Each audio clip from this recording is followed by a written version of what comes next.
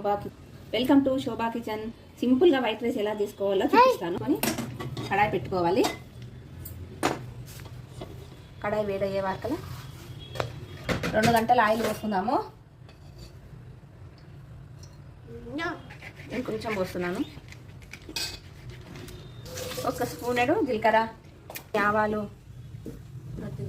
1 ఉల్లిగడ్డ తీసుకున్నానండి. ఉల్లిగడ్డ, పచ్చిమిరపకాయలు, టమాటాలు, కలమాకు. ఉల్లిగడ్డ వేసుకుందాము, పచ్చిమిరపకాయలు వేసుకుందాము, టమాటా, కలమాకు.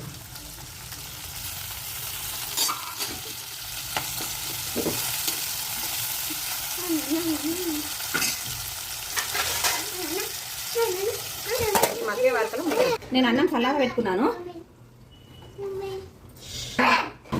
నేను తగినంత ఉప్పు వేసుకుంటున్నాను. అన్నం చల్లార పెట్టుకున్నా. కారం వేసుకోవాలండి ఇందులో.